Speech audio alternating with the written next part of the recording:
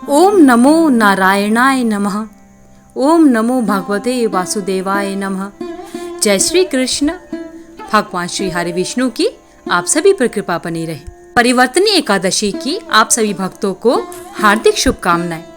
युधिष्ठिर कहने लगे कि हे भगवान, भाद्रपद शुक्ल एकादशी का क्या नाम है, इसकी विधि क्या है तथा इसका महात्म्य कृपा करके बताइए। तब भगवान श्री कृष्ण कहने लगे कि इस पुण्य, स्वर्ग और मोक्ष को देने वाली तथा सब पापों का नाश करने वाली उत्तम वामन एकादशी का महात्म्य मैं तुमसे कहता हूँ, तुम ध्यानपूर्वक सुनो। यह पद्या या परिवर्तनी एकादशी जयंती एकादशी भी कहलाती है। इसका यज्ञ करने से वाजपेयी यज्ञ के समान फल की प्राप्ति होती है। पापियों के पाप नाश करने के लिए इससे बढ़कर कोई उपाय नहीं है। जो मनुष्य इस एकादशी के दिन मेरी अर्थात श्री विष्णु की वामन रूप की पूजा करता है, उसे तीनों लोग पूज्य हो जाते हैं। अतः मोक्ष की इच्छा करने वाले मनुष्य इस व्रत को अवश्य करें। जो कमल नयन भगवान का कमल से पूजन करते हैं, वे अवश्य भगवान के समीप जाते हैं। जिसने भाद्रपद शुक्ल एकादशी को व्रत और पूजन किया, उसने ब्रह्मा विष्णु सहित तीनों लोकों का पूजन किया। अतः हरिवासर अर्थात एकादशी का व्रत अवश्य करना चाहिए। इस दिन भगवान करवट लेते हैं, इसलिए इसको परिवर्तनी एकादशी कहा जाता है। भगवान के वचन सुनकर युधिष्ठिर बोले कि भगवान, मुझे अति संदेह हो रहा है कि आप किस प्रकार सोते हैं और करवट लेते हैं तथा किस तरह राजा बलि को बांधा और वामन रूप रखकर क्या क्या लीलाएं की। चतुर्मास के व्रत की क्या विधि है तथा आपके शयन करने पर मनुष्य का क्या कर्तव्य है, यह सब आप मुझे विस्तार पूर्वक बताइए। श्री कृष्ण कहने लगे कि हे राजन, अब आप सब पापों को नष्ट करने वाली परिवर्तनी एकादशी की कथा का श्रवण करें। त्रेता युग में बलि नामक एक दैत्य था। वह मेरा परम भक्त था। विविध प्रकार के वेद सूक्तों से मेरा पूजन किया करता था और नित्य ही ब्राह्मणों का पूजन तथा यज्ञ के आयोजन करता था। लेकिन इंद्र से द्वेष के कारण उसने इंद्रलोक तथा सभी देवताओं को जीत लिया। इस कारण सभी देवता इकट्ठे होकर सोच विचार करने लगे और भगवान के पास गए। बृहस्पति इंद्रादिक देवता प्रभु के निकट जाकर और नतमस्तक होकर वेद मंत्रों द्वारा भगवान का पूजन करने लगे और साथ ही स्तुति की। अतः मैंने वामन रूप धारण करके 5वां अवतार लिया और फिर अत्यंत तेजस्वी रूप से राजा बलि को जीत लिया। इतनी वार्ता सुनकर राजा युधिष्ठिर बोले कि हे जनार्दन, आपने वामन रूप धारण करके उस महाबली दैत्य को किस प्रकार जीता। उसके बाद श्री कृष्ण कहते हैं कि मैंने वामन रूपधारी ब्रह्मचारी बनकर बलि से 3 पग भूमि की याचना करते हुए कहा, ये मुझको 3 लोक के समान है और हे राजन, यह तुमको अवश्य ही देना होगा।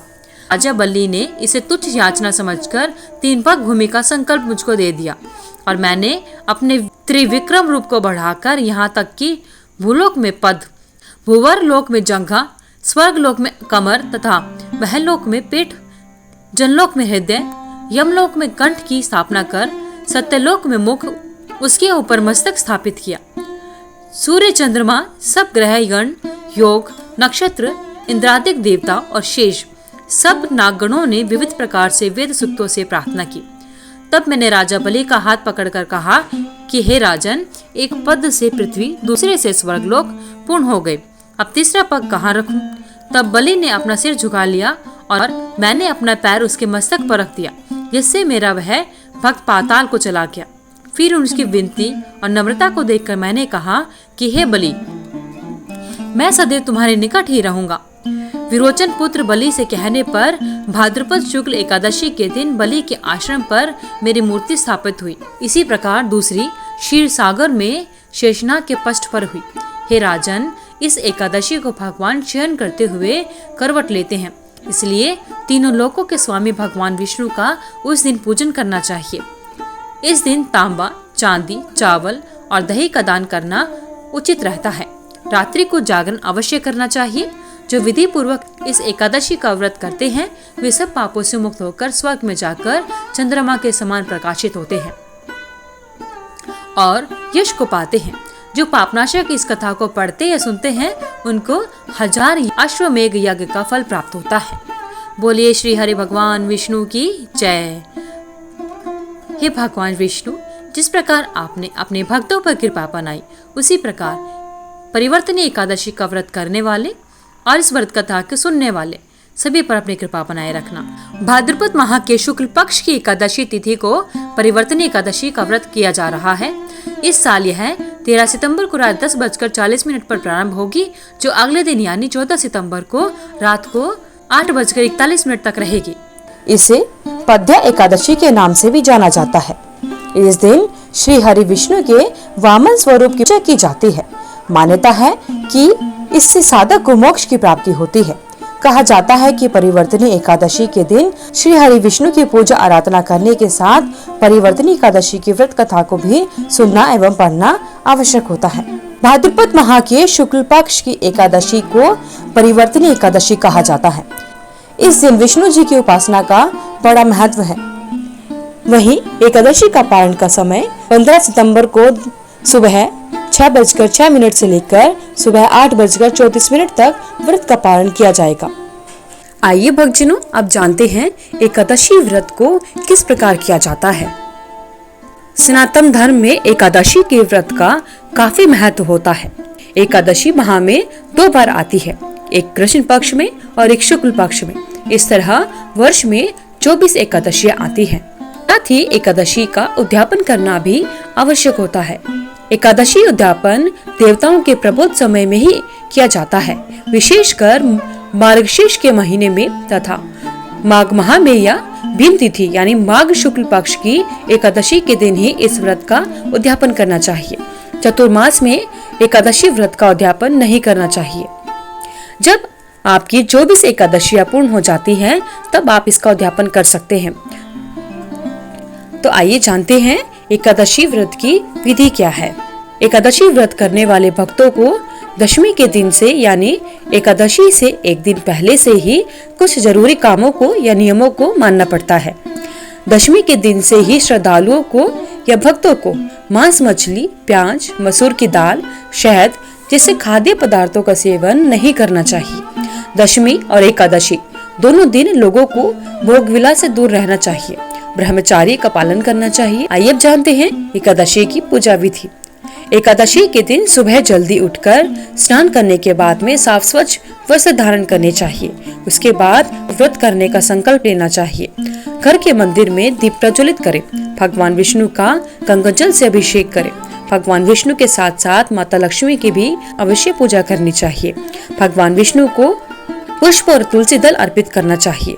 अगर संभव हो तो इस दिन व्रत भी अवश्य रखें। भगवान की आरती करें। भगवान श्री हरि विष्णु को भोग लगाएं। भगवान श्री हरि विष्णु को जो भोग लगाया जाता है उसमें तुलसी दल अवश्य शामिल करना चाहिए। कहा जाता है कि तुलसी दल के बिना भगवान श्री हरि विष्णु कोई भी भोग स्वीकार नहीं करते। इस पावन दिन भगवान विष्णु के साथ माता लक्ष्मी की भी विधि विधान से पूजन करने का विशेष महत्व होता है। श्री हरि विष्णु जी की पूजन सामग्री में श्री हरि जी का चित्र अथवा मूर्ति होनी चाहिए। साथ ही पुष्प, पुष्पमाला, नारियल, सुपारी, अनार, आंवला, बेर, अन्य जो ऋतु फल होते हैं, धूप यानी मौसम के अनुसार जो फल मिलते हैं वह सभी फल, धूप, घी, पंचामृत बनाने के लिए कच्चा दूध, दही, घी, शहद और शक्कर चाहिए। चावल, तुलसी, गोबर, केले का पेड़, मिठाई भी चाहिए होती है। एकादशी के व्रत को समाप्त करने को पारण कहा जाता है। एकादशी व्रत का पारण हमेशा अगले दिन किया जाता है। एकादशी व्रत का पारण द्वादशी तिथि समाप्त होने से पहले करना जरूरी होता है। अगर द्वादशी तिथि सूर्योदय से पहले समाप्त हो गई हो तो एकादशी व्रत का पारण सूर्योदय के बाद करना चाहिए। इस बात का विशेष ध्यान रखा जाता है कि द्वादशी तिथि के अंदर पारण न करना पाप के समान होता है। एकादशी का पारण समय प्रातःकाल होता है। व्रत करने वाले साधकों को दोपहर के समय व्रत तोड़ने से बचना चाहिए। अगर किसी कारण से कोई प्रातःकाल व्रत का पारण नहीं कर पाता तो उसे मध्यकाल यानी दोपहर के बाद अपने व्रत का पारण करना चाहिए। एकादशी व्रत का पारण किसी भी मीठी चीज से कर सकते हैं। इसके लिए भगवान श्री हरि विष्णु को भोग में मिठाई, फल लगा सकते हैं। सेब की सब्जी को खाना भी विशेष माना जाता है। पारण के दौरान मीठे मेवे जैसे बादाम, पिस्ता, अखरोट और किशमिश खा सकते हैं। दूध से बनी मिठाइयाँ या चीजें एकादशी व्रत में खाई जा सकती हैं। और कहा जाता है कि व्रत के पारण के दिन अगर श्री हरि भगवान विष्णु के भोग में भी तुलसी दल का उपयोग करना आवश्यक होता है। कहा जाता है कि भगवान श्री हरि विष्णु तुलसी दल के बिना कोई भी भोग स्वीकार नहीं करते। अगर आपको इस वीडियो में दी हुई जानकारी अच्छी लगी तो वीडियो को लाइक करें, शेयर करें, चैनल को सब्सक्राइब करके बेल आइकन को जरूर प्रेस करें ताकि आगे आने वाली वीडियोस की सभी नोटिफिकेशन आप तक समय से पहुंचती रहे।